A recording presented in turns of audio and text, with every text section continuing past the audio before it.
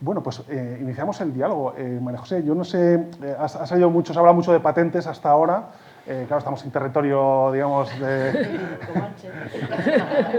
o amigo, no sé, territorio propicio, digamos. Entonces, comentaros un poco, se han dicho cosas, el dato es el que es y se ha interpretado de alguna forma, ¿no? ¿Y qué pasa? ¿Por qué estamos tan bajos en patentes? Porque no sé si nos puedes arrojar luz de nuestra posición en el tema de las patentes. A ver, lo voy a intentar. Bueno, lo primero, buenos días a todos. Muchas gracias por estar aquí compartiendo esta presentación del mapa tecnológico de movilidad. Muchas gracias a Pons por invitar a la oficina, como siempre. Y aquí sí que podría empezar diciendo, tengo una noticia buena y otra mala. O sea, ¿cuál es la primera que queréis escuchar? O sea, realmente la noticia mala podríamos decir que con los datos que se han arrojado ya directamente cuando ha comentado Isabel el informe o también del análisis que ha hecho Luis Alfonso, pues los porcentajes, número de patentes son bajos y la noticia buena es que no es porque sea el sector de la movilidad. O sea, en España no hay cultura y no hay estrategia de propiedad industrial asentada como debía de estar. Entonces, no es que en este sector veamos un menor movimiento, se podría decir, en crecimiento de patentes, sino que es una situación que también se refleja en otros sectores.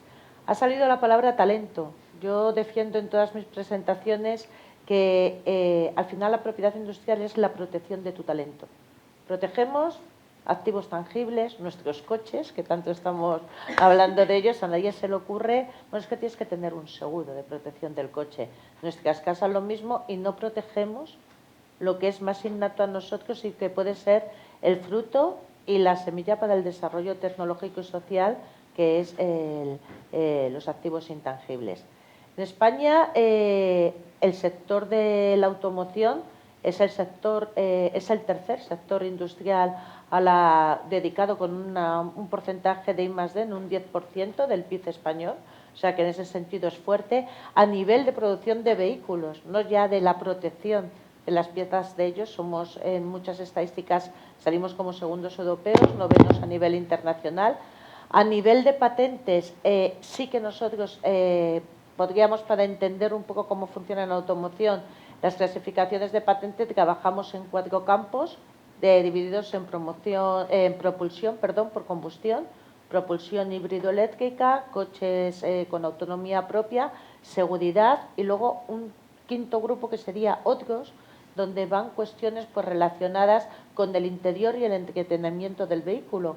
Ya puede ser la refrigeración, calefacción y demás, que estamos viendo que a nivel de porcentaje con los otros campos, seguridad y otros, que podría ser como un cajón, que no sé, por ser heterogéneo no está todavía calificado, recoge el mayor número de patentes.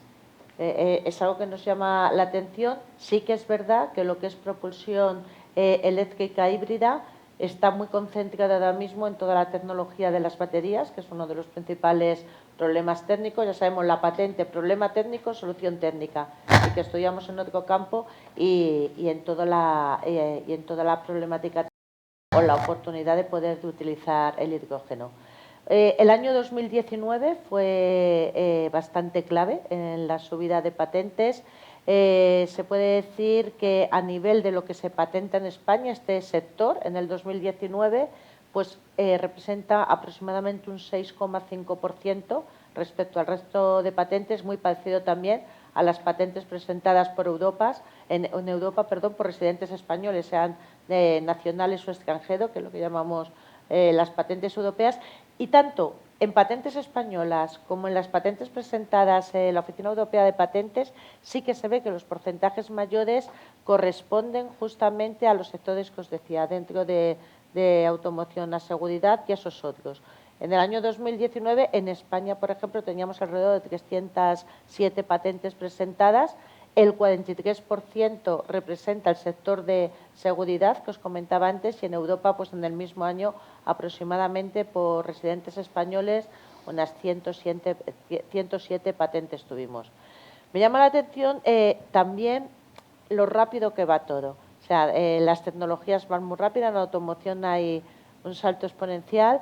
Hace poco, con una amiga mía, llevábamos a sus abuelos a comer a un restaurante que habían quedado y se montan en el coche y dice, tienes un coche del futuro, de lo que yo pensaba antes. Cuando vosotras erais pequeñas nos decía su abuela, este coche sería del futuro. Y yo decía, ostras, es que es verdad, o sea, es que se nos olvidan cosas. Pero yo me acuerdo, cuando todos hacemos los comentarios, de decir, íbamos en mi primer coche, que me acuerdo perfectamente y no hago publicidad, pero era un Polo, y tenías, sin la dirección asistida, hombre, te venía bien, porque así ejercitabas también los brazos. El aire acondicionado, en aquel momento, pues en verano ibas con las ventanillas bajado, oyendo la música, todo el mundo fumando en el coche, o sea, eran situaciones, luego ya con los niños, pues cada uno como se podía, y me llamó la atención, además, sobre todo porque como teníamos hoy la presentación del mapa de movilidad, esa expresión dice, estos coches cuando erais pequeños eran los coches del futuro. Digo, nosotros desde este punto de partida en el que estamos ahora, ¿cuáles serán nuestros coches del futuro? Claro, porque Pues había vamos a comentado... continuar con un poco, ya que estamos un poco con el tema de las patentes, yo creo que nos ayudan a tener una fotografía de lo que está pasando y de las tendencias. Isabel, también me gustaría un poco, a la vista para acabar de asentar bien un poco el retrato de la movilidad en España, a la luz de la propiedad intelectual, un poco en qué somos fuertes, en qué aprobamos, en qué estamos más inquietos, dónde ves tú las tendencias, y luego haremos un poco el análisis estratégico, ¿no? de esta realidad. ¿No? Pero ¿dónde ves tú tendencias, fortalezas en la innovación en España? Bueno, yo sobre todo te puedo hablar no tanto de estadísticas, que la OEPM las tiene todas perfectamente manejadas, y yo te puedo hablar de lo que observamos en nuestro día a día, que quizá es de lo que bebemos y recibimos, y es verdad que la barbaridad es esta palabra, pero es increíble la cantidad de innovación que nos llega desde el sector de la automoción. Y decimos automoción y piensas en algo ingenieril, están ahí, pero es que yo como química, y he estado muchos años trabajando en el departamento de química en Pons, el tema de las baterías de litio, el hidrógeno, es que hay una variabilidad, o sea, muchísimas alternativas, hay tanto talento, es que voy a repetir mucho esto porque es que hay tanto talento, y es verdaderamente un poco frustrante el ver que empresas que lo tienen y que están desarrollando, bueno, y hablo de empresas y hablo de universidades, porque el núcleo, o sea, el pulmón muchas veces innovador en este país aún está en la academia. Bueno, también sabéis que el CSIC es el principal solicitante de patentes en este país, y el CSIC también tiene mucha innovación relacionada con esto. Ese salto universidad-empresa, escuchaba y digo, ojo, qué maravilla cuando surge esto, y cuando de una startup 7 años después continúa. Me he quedado con ganas, y luego le voy a preguntar cuántas patentes hay detrás de esa innovación. Espero que me contestes que varias. Como me digas, pues no, digo, vaya. Puedes contestarle. No, claro. Pues ahora mismo es verdad que es uno de los temas que hay que perseguir, porque la gente está en el día a día y se olvida de es tal cual. Ahora mismo tenemos concedidas, estamos trabajando en 7 patentes. Ajá, 7 familias de patentes, 7 innovaciones. Sí, entonces, 2 son en colaboración con la Politécnica de Valencia y 5 son propias nuestras, de las cuales tenemos concedidas 4 y 3 siguen en trámite. Una está en examen sustantivo. Fenomenal. No, pero haciéndolo, y de las que tenemos concedidas en España, pues bueno, estamos trabajando para llevarlo también a Europa y a terceros países, para proteger no solo en España, sino en nuestro caso es una tecnología que hay que proteger también más allá de España. Claro, bueno, por supuesto, entiendo que no vamos a tener el super tren solamente para ir a... Pero yo llevo el tema de las patentes, y es un tema recurrente el estar hablando con los ingenieros y con los técnicos y decir, no se te estará escapando algo, no se te estará escapando algo. Claro, es que ahí ese es el problema que nos encontramos cuando nos llega una empresa, sobre todo, bueno, el ansia que tenemos por la divulgación, por el marketing, por buscar esa financiación, buscar un tercero que nos pueda, pues eso, a lo mejor una ronda de inversión, se nos escapa mucho conocimiento por pequeñas ranuras sin tener en cuenta pues eso, esa riqueza, ¿no? Ahora que está tan de moda. He estado en Bruselas hace unas semanas y se hablaba del Open Access continuamente.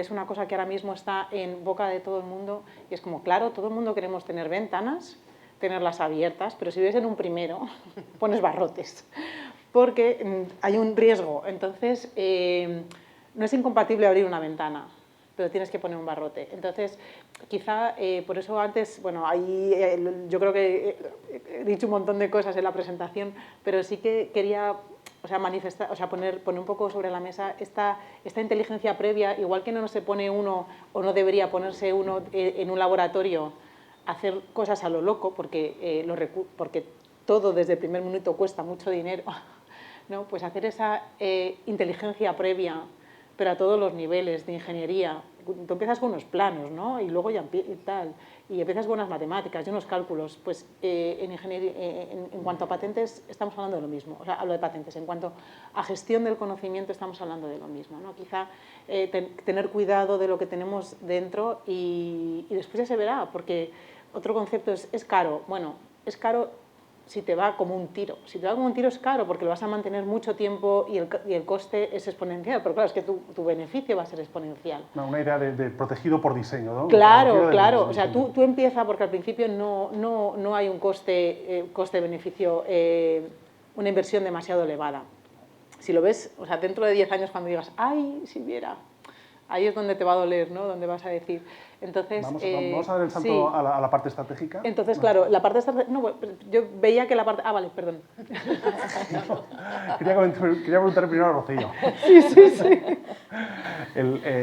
Bueno, tenemos que ver un poco el sustrato de lo que, digamos, el área de propiedad intelectual nos da una imagen muy vívida de cómo está siendo inquieto el sector.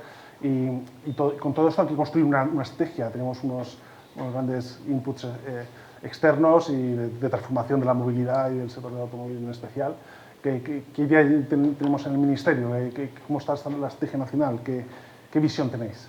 Bueno, en primer lugar, buenos días a todos y todas y muchas gracias a la Fundación Pons por invitar al Ministerio a estar hoy aquí y a contar, bueno, qué estamos haciendo nosotros en materia de movilidad y bueno, también aprovecho para felicitar a la Fundación por el Mapa de Movilidad 2022, enhorabuena. Y bueno, a tu pregunta, Eugenio, nosotros en el Ministerio ya hicimos hace algún tiempo un cambio de nombre. Antes éramos el Ministerio de Fomento y ahora nos llamamos Ministerio de Transportes, Movilidad y Agenda Urbana. No es casualidad. O sea, la movilidad efectivamente está en todos los debates por distintos motivos y decidimos orientar nuestras políticas hacia la movilidad. Es decir, no se trata ya solamente de proveer unas infraestructuras para el transporte, sino de ofrecer soluciones de movilidad a los ciudadanos y a las empresas. Entonces, derivado de ese cambio de nombre, también ha habido toda una estrategia detrás, ¿no? Y nos hemos dotado de 3 instrumentos. Por un lado, tenemos la Estrategia de Movilidad Segura, Sostenible y Conectada 2030, que se aprobó ya en diciembre del año 2021, que lo que hace es fijar hacia dónde queremos ir en los próximos años para transformar el transporte y la movilidad. Nada más y nada menos, ¿no? El camino a seguir. Luego tenemos el proyecto de ley de movilidad sostenible, que llevamos ya trabajando un tiempo en él, que ahora mismo se encuentra en tramitación parlamentaria, que supone también un cambio importante, porque es la primera vez que, si sale adelante, vamos a tener una ley de movilidad como tal, ¿no? Además, la ley de movilidad incluye numerosas novedades. Por ejemplo, se introduce el concepto de la movilidad como un derecho de los ciudadanos. Luego también se incluyen medidas para avanzar en una movilidad limpia, en una movilidad saludable que complementan a las que ya hay en la Ley de Cambio Climático y Transición Energética. Además, también se incluyen medidas para avanzar en todo lo que es digitalización y apertura de datos en el transporte y la movilidad y fomentar la innovación a través de un sandbox de movilidad. Luego, además, también hay una serie de medidas dirigidas a mejorar la toma de decisiones, la transparencia, la participación pública, etcétera. Es decir, nos hemos dotado por ahora de estos 2 instrumentos y añadimos un tercero, que es precisamente todos los fondos Next Generation, el Plan de Recuperación, Transformación y Resiliencia, que supone una dotación de fondos sin precedentes y en el caso concreto de las componentes 1 y 6, desde el Ministerio estamos dedicando a la movilidad 13.000 millones de euros, una cantidad muy importante. Y de estos 13.000 millones de euros quisiera destacar que hay unas determinadas partidas que van dirigidas a transformar la movilidad en entornos urbanos y metropolitanos, con unas convocatorias a ayuntamientos de 1.500 millones de euros, que ya han salido las 2 convocatorias, y también ayudas a comunidades autónomas por 900 millones de euros. A esto se añade también unas ayudas para transformación de flotas, de vehículos, de pues, autobuses y camiones por 900 millones de euros, y también ayudas a la digitalización del sector del transporte y la movilidad por 110 millones de euros. En definitiva, que en el Ministerio estamos totalmente enfocados a trabajar en todas las políticas, en alinearnos para mejorar, digamos, todos los retos que tenemos en materia de movilidad, y nos hemos dotado de estos instrumentos y esperamos seguir avanzando en ello.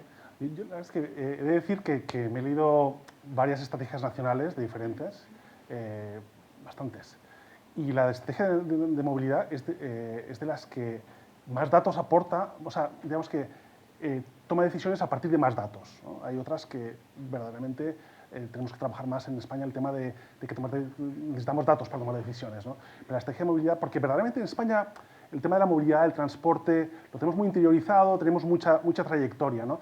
Y por eso yo quiero saber, desde la perspectiva de, si hablamos con voz propia en el tema de la movilidad, ¿dónde veis a este país hablando en primera persona a nivel global en materia de innovación en movilidad? A ver, yo creo, por ejemplo, hablando de movilidad en sentido amplio, creo que somos muy potentes en innovación ferroviaria. Ahí el país es exportador totalmente de tecnología. Hubo un momento en que España se decidió apostar por la alta velocidad, toda la infraestructura de alta velocidad, pues es cierto, que tiene un coste, a cambio tenemos unas infraestructuras estupendas, y hubo desarrollos asociados de todo lo que es la tecnología del material móvil también, o sea, no solo de la infraestructura, sino del material móvil asociado con empresas españolas dedicadas a ello. ¿Eso qué ha supuesto? Pues sobre todo a partir del año, digamos, de que vino la crisis económica del año 2008 y hubo que salir al exterior, ha supuesto exportar numerosa tecnología al extranjero, y hay empresas españolas que están muy bien posicionadas gracias precisamente a esa innovación que se hizo en su momento. Muchas gracias. Ana, hay muchos cambios regulatorios, verdaderamente el sector público pues, está muy impactado por lo que está sucediendo en el ámbito de la movilidad y tiene que regular rápido, ha salido en bastantes momentos del evento de hoy. ¿Cómo está impactando los cambios regulatorios y cómo puede también las ciudades europeas, cómo van a incidir en esta formación de la movilidad en la que estamos inmersos? Pues que es una pregunta muy interesante, muy difícil de contestar. y te explico un poco nuestra visión, además por los trabajos que hacemos con nuestros clientes y la relación que tenemos con la administración. O sea, al final imaginaros que nosotros venimos de un sector, como ha dicho Luis Ignacio, tradicional del transporte y el tráfico, y estamos pasando, como nos cuenta Isabel, al mundo de las TIC, o sea, al mundo de la innovación muy basada en tecnologías, en desarrollo digital, ¿no? Es como hubo en su momento la industria 4.0, pues ahora es, vamos a llamar, es que no lo quiero llamar transporte o tráfico 4.0, pero eso es lo que es la movilidad desde mi punto de vista, ¿no? Entonces, claro, si a las administraciones, todas, desde la administración, desde los ministerios hasta los ayuntamientos, que por aquí hay algún representante, les dijeran, ahora tienes un papel en blanco para construir, ¿qué quieres desde la movilidad? Teniendo en cuenta que ahora el centro no es el vehículo. Lo repetís mucho y a mí siempre me choca, fíjate, porque es verdad que para mí, cuando hablamos de tráfico y transporte es el vehículo, pero cuando hablamos de movilidad para mí no es el vehículo ni es el transporte, para mí es el ciudadano y las necesidades que tiene el ciudadano para desplazarse de un lugar a otro. Entonces y adicionalmente a esto pasamos de un entorno físico de gestión y de regulación a un entorno digital en la nube, en la que hay muchas cosas de las que hablar. Entonces, como decía Rocío, no es nada fácil, coger una hoja en blanco, y ellos han tenido la suerte de tener esa hoja en blanco, y yo creo que lo han bocetado muy bien, porque yo creo que ese proyecto de ley está muy bien bocetado, en el que, bueno, pues al final recoge muchos de estos aspectos, ¿no? Pero también les reconozco que es complicadísimo y, como dicen los catalanes, suerte, ¿no? O sea, ahora hay que desarrollar bueno, pues una serie de verticales, vamos a decir, en cada una de esas líneas que Rocío ha estado contando, y yo creo que sobre todo ahí es donde está el reto. Y nosotros como ciudadanos también cambiando la perspectiva, es decir, todos los modelos y los conceptos de los que hablamos en torno a la movilidad, ¿no? Pues el Mobility as a Service, el Mobility on Demand, yo qué sé, la utilización de otro tipo de tecnologías para el transporte, ¿no? Los robots en la parte de logística, o sea, todo eso hace que y además, quiero añadir, todo lo que es la concienciación social, que habéis hecho referencia, y no solamente la ley, el proyecto de ley lo recoge, sino que ya no hace falta que lo recoja, es que todos somos socialmente mucho más responsables. Yo veo a mis hijas y sus amigas y a gente joven, o sea, no hace falta tener hijos adolescentes, para saber que piensan de otra manera, para saber que para ellos la sostenibilidad es importante, para saber que el reciclaje es importante, para saber que el fumar está fatal, que a mí me lo recuerdan todos los días 400 veces, mamá no fumes, pero ya no es por el no fumes que decíamos antes, joven, no fumes que me molestas, no, es no fumes porque hay un impacto en la salud. Y eso también trasladado al sector de la movilidad. Entonces, bueno, pues es un reto complejo que hay que ir abordando poco a poco, hay nuevas soluciones que también hay que ir a abordar. Entonces, yo, pues eso, suerte. y todos también un poquito de paciencia, porque adicionalmente las tecnologías van mucho más rápido de lo que ha ido siempre la administración. Esto no es ninguna novedad, ni es un problema de nadie, simplemente que nuestra estructura es así. Y ahí estamos, bueno, pues las empresas y las consultoras para ayudar a las empresas precisamente en ayudar también las administraciones, esa colaboración público-privada, de decir, oye, os proponemos estas soluciones, ¿no? Os podemos proponer estas mejoras, y ellos, porque además ellos siempre escuchan, que eso es una cosa muy buena también, es nuestra experiencia, y irles siempre con propuestas, con ayudas de nuevas soluciones que a lo mejor se les escapa un poco a ellos, bueno, pues esa colaboración es también fundamental. Rocío, háblanos de esta estrategia con los datos y con los sandbox. Has comentado antes, nos has dejado como una pincelada, pero me gustaría que entraras un poquito más en detalle.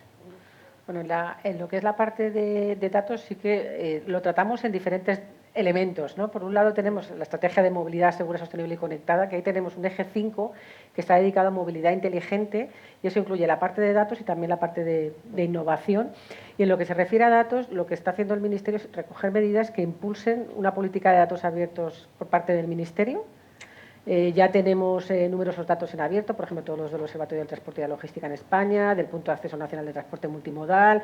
Estamos publicando todos los meses datos del estudio de movilidad con tecnología Big Data para su uso por terceros, que son datos potentísimos. Luego también promovemos medidas para desarrollar apps de movilidad y luego bueno, la realización precisamente de esos estudios de movilidad con tecnología Big Data, que es algo bastante novedoso y además es el tercer estudio que hacemos ya actualmente, pero que además que lo elaboramos para todo el territorio nacional, o sea, y que es aprovechable pues, por todo el sector público y el sector privado. Eso en el ámbito de los datos y la estrategia. Luego, lo que se refiere a la ley de movilidad, tenemos el espacio de datos integrado de movilidad, que ese se concibe como el instrumento digital del Sistema Nacional de Movilidad, y lo que viene es a recoger datos, una compartición de datos por parte de las diferentes administraciones, también del sector privado, con la idea de que todo ese conjunto de datos nos ayude a planificar mejor la movilidad y a ofrecer mejores servicios a los ciudadanos. Es algo todavía por montar, porque está en el proyecto de ley de movilidad, pero lo que sí que estamos haciendo nosotros es trabajar internamente en el Ministerio para esos datos, tenerlos disponibles para en un futuro incorporarlos a este espacio de datos. Esto también está relacionado, este espacio de datos integrado de movilidad, con todo, digamos, el impulso que hay por parte del Ministerio, por ejemplo, de Asuntos Económicos y Transformación Digital, y ya me voy a nivel europeo, por parte de la Unión Europea, de la creación de espacios de datos sectoriales. En concreto, hay previsto un espacio europeo de datos de movilidad. O sea, que todo lo que es la parte de datos tiene un futuro, yo creo que tremendo, los datos de movilidad. Y ahora estamos empezando, o sea, ya hay camino hecho, pero estamos empezando y yo creo que se va a generar mucho negocio, mucha economía del dato en movilidad de aquí al futuro.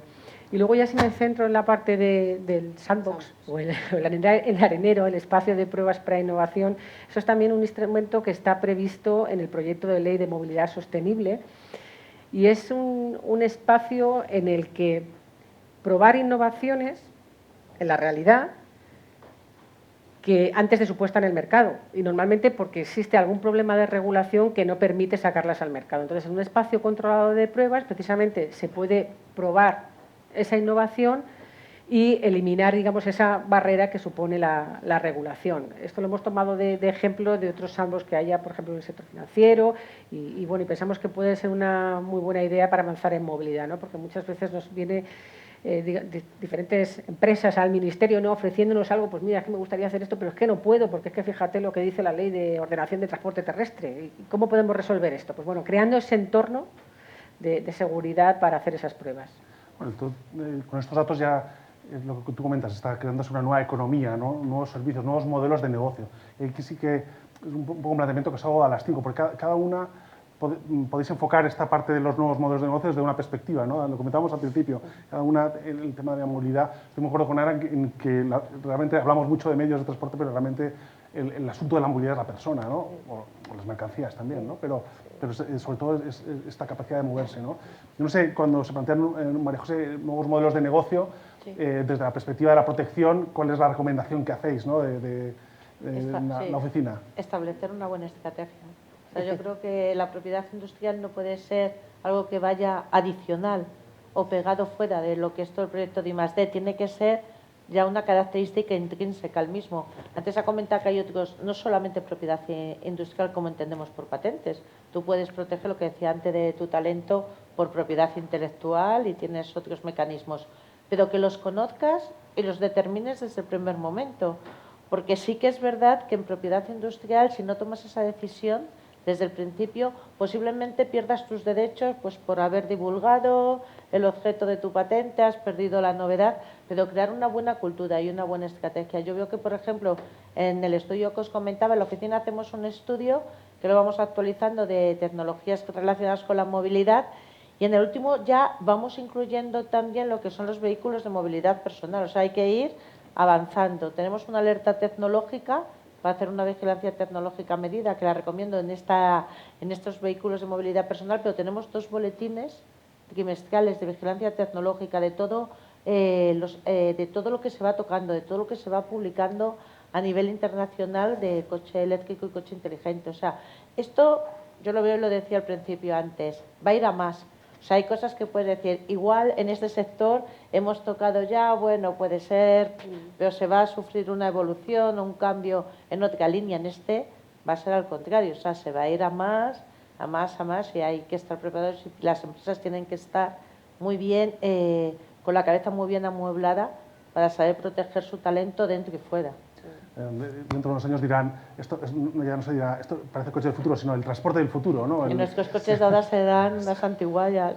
Vosotros sois un modelo de negocio en sí mismo, ¿no? De los novedosos, ¿no? Cuéntanos un poco qué perspectivas hay de explique de este modelo de negocio, el entorno, si os ayuda, el entorno o no os ayuda. Pues a ver, lo primero que tiene que haber es, como bien se ha dicho, un modelo de negocio, y tiene que haber un nicho para que se vea que tiene sentido, porque si no puede ser muy disruptivo, puede ser muy interesante, se nos puede quedar a todos los ojos como platos, pero si no hay un nicho en el que tengas cabida, y actualmente con todas las políticas y demandas de los propios ciudadanos de un modelo sostenible, de emisiones cero, de sostenibilidad de sus 3 puntos de vista, tanto del medio ambiente, que siempre hablamos del medio ambiente, pero también la sostenibilidad, nos olvidamos de la pata económica y de la pata del ciudadano.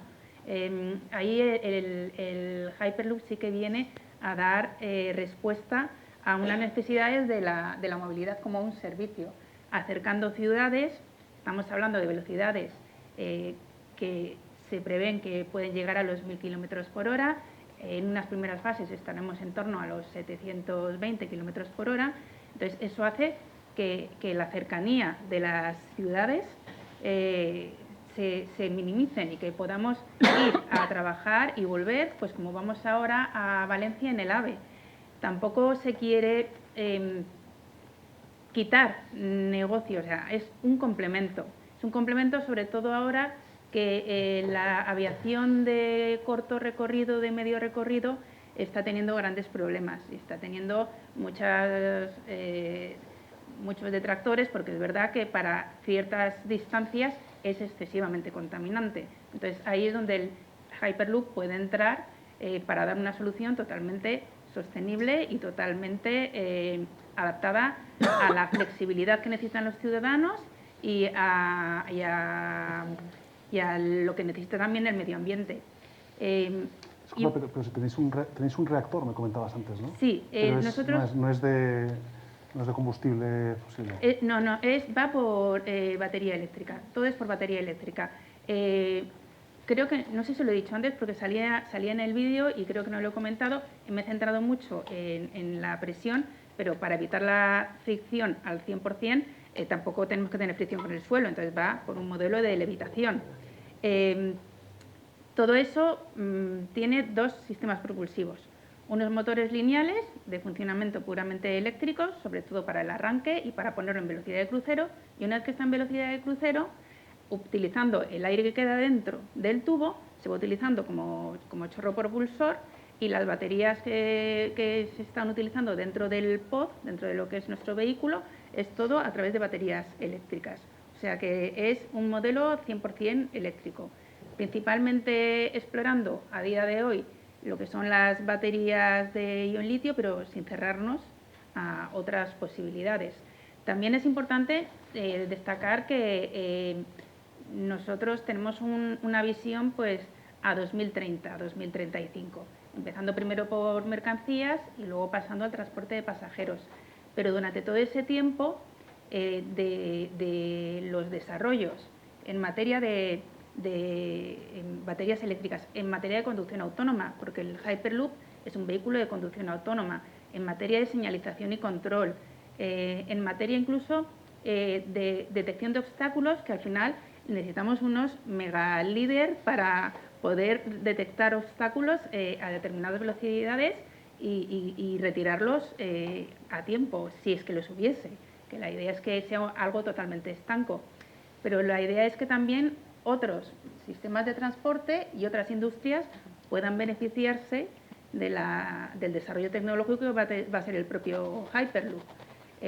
Lo vemos nosotros muy directamente relacionado con lo que puede ser una aviación eléctrica, una conducción autónoma o vehículos eléctricos de una mayor autonomía, que es uno de los grandes problemas. Va a ser impresionante sentir la aceleración, ¿eh? Ya tengo ganas de... Sí. Ahí estamos porque hay que tener en cuenta también al usuario y no todo lo que es técnicamente posible es igualmente soportable por el cuerpo humano. Entonces ahí hay muchos parámetros de confort que tenemos que tener en cuenta. No podemos arrancar en 5G directamente. El otro día me enseñaba David que ya tenéis la estructura preparada en Sagunto para hacer la primera prueba. Sí, en Sagunto se está trabajando en ello para motor lineal. Isabel, de cara a estos nuevos modelos de negocio que estamos hablando, ya se percibe, o sea, las ideas, lo que se está patentando, lo que se está protegiendo, va bien enfocado hacia, o estamos todavía en la economía tradicional, ¿qué percibís vosotros? No, totalmente. Es que además, bueno, como yo creo que también hemos comentado, o sea, las patentes van por delante del mercado, siempre. O sea, tú siempre ves, o sea, de hecho, nosotros lo que utilizamos en inteligencia de patentes es ver precisamente qué es lo que se está protegiendo por patente y entonces dices, de aquí a un tiempo esto va a estar. También dependiendo de en manos de quién, si está en la academia, probablemente esa transición al mercado sea más tardía, pero cuando los solicitantes, como es este caso en el sector de la automoción, son los top fabricantes de coches, saben que están en el mercado en el minuto 1, prácticamente. Entonces, es lo que hablábamos de proteges, divulgas, y aquí es que ese periodo de protección y divulgación está, vamos, es muy corto. Y esa entrada al mercado es muy inminente. De hecho, incluso hay productos en el mercado con patentes que aún no están publicadas, porque siempre hay un periodo de no publicación de esas solicitudes y, por supuesto, no concedidas. O sea, hay productos que ya están, pero siempre hay una protección detrás, sobre todo con estos grandes monstruos que sí que lo tienen integrado, ¿no? Luego pues danos pistas, tú y Ana, sí, un poco de que estáis viendo... Escuchaba, por ejemplo, digo, baterías ion litio, que parece baterías ion litio, ¿no? Te haces la idea de tal. Pero es que nosotros, desde que somos los que redactamos, ¿no? Ves que una batería litio tiene 200 millones de componentes. Entonces, la membrana, el material de esa membrana, el poro de esa membrana, o sea, imagínate, o sea, pues además eso, además el producto que, o sea, igual que cuando coges un móvil y dices, Samsung se está peleando con no sé quién por la tecnología de un móvil, no, por las 300 millones de tecnologías incluidas en un móvil, porque es que ya está incluso los combustibles verdes que estamos pasando a través de lo que es el hidrógeno, tal.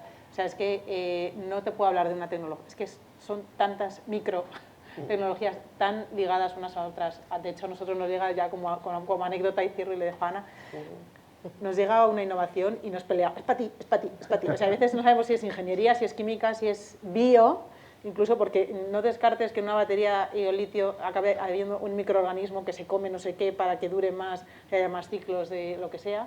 O sea, a veces nos peleamos porque ya es tan multidisciplinar todo, las tecnologías son tan complejas, de verdad. Dices, yo estudié esto, yo era química, o sea, esto no tiene nada que ver.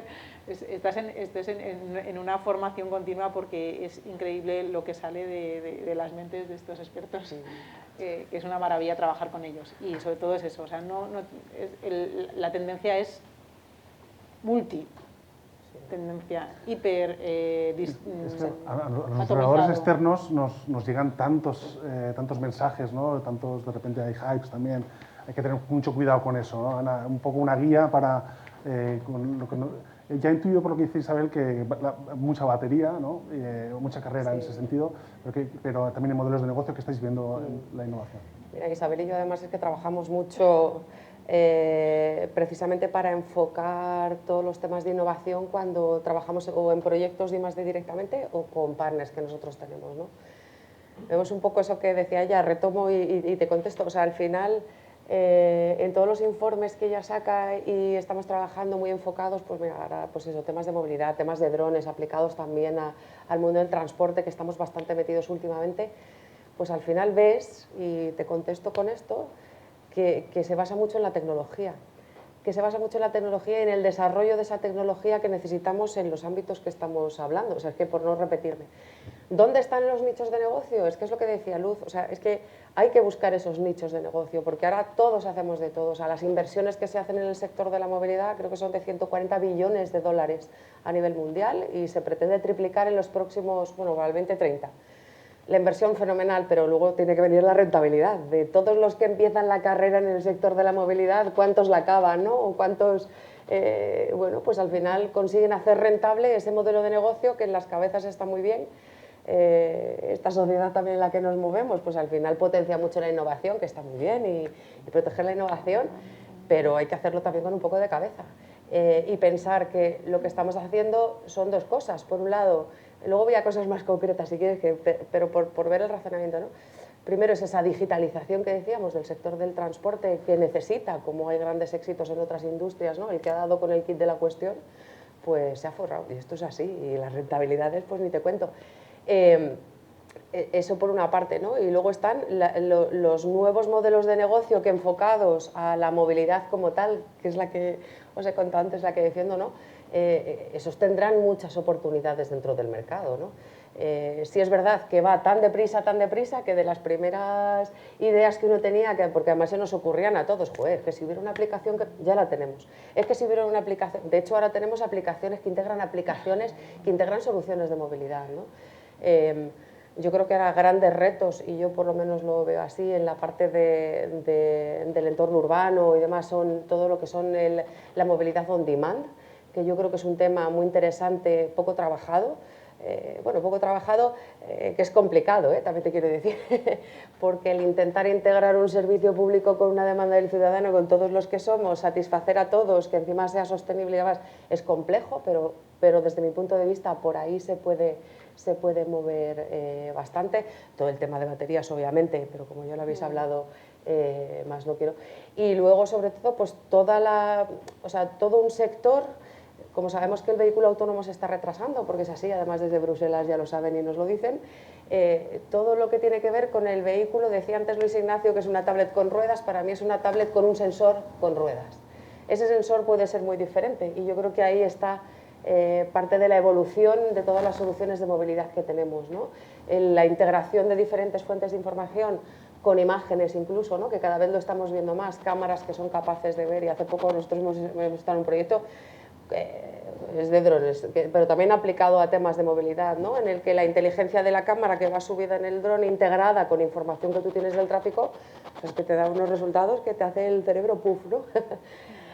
esa inversión está, ahora veamos si somos capaces de llegar, las empresas, las administraciones con nosotros, a que esos modelos desde luego sean rentables, que yo creo que es al final lo que todos queremos. Pero aquí me gustaría simplemente indicar una cosa, que hablamos de nichos de mercado y eso es como llegar, o sea, eso, que te toque la lotería, pero creo que hay una cosa muy importante que es una palabra que hay que poner sobre la mesa, que es la colaboración. O sea, creo que en estas tecnologías tan sumamente integradas con tantos participantes, al final, si tú estás en una competencia continua, creo que no va a haber esa proyección, esa velocidad con la que queremos manejarnos. Creo que hay una parte de colaboración que ya estamos todos trabajando muchísimo y a nivel industria nosotros también lo estamos viendo, también por la cantidad de acuerdos, contratos y todo este tema de propiedad industrial, que hay que tenerlo en cuenta en ese momento de integrar diferentes aspectos para un mismo producto. Y simplemente lo quiero lanzar, o sea, que el nicho de mercado no debe ser solo para ti, o sea, no hay que ser tan egoísta, ¿no? Quizá tiene que existir esa colaboración y que hay mucho para todos, y en este aspecto que es tan necesario para el día a día, ¿no? pues debería ser así.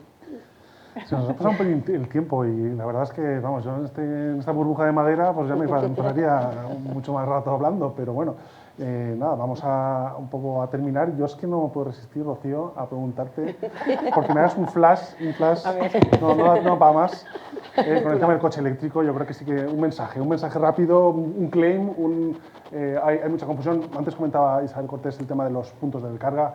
Verdaderamente estamos lejos todavía de los objetivos que se planteaban y muchos de ellos no son de carga rápida, solo el 21% son de carga rápida, o sea que estamos todavía, no sé, un flash porque no da mucho más, hay un café esperándonos, pero sí que yo creo que no te podía dejar de preguntar por esto.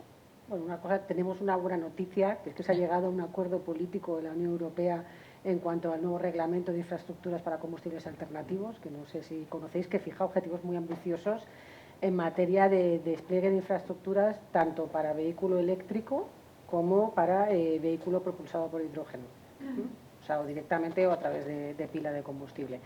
Entonces, bueno, tenemos esa buena noticia con objetivos a 2030 y objetivos intermedios. Entonces, es yo creo, una cuestión a tener en cuenta, y aproximadamente yo creo que en el plazo de 2 meses lo podremos ver publicado en el boletín oficial de la Unión Europea, en el 12.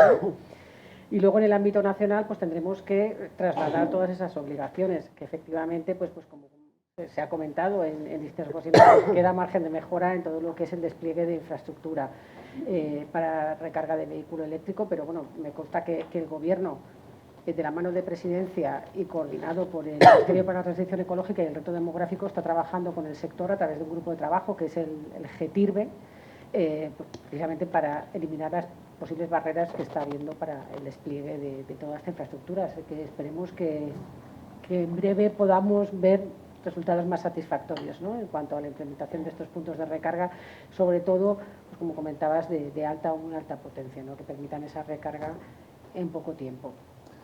Vamos a dar un poco un turno para un par de preguntas. Yo creo que en este tipo de eventos siempre es importante recibir vuestro feedback. No sé si hay alguno de vosotros que tenga alguna cuestión que comentar. Que sea un poco lo convertamos un poco en tertulia. Bueno, pues nada, yo creo que ha quedado interesante, verdaderamente nos quedaremos mucho más rato, pero bueno, es el principio de una conversación, ¿no? María Jesús quería comentaros algo.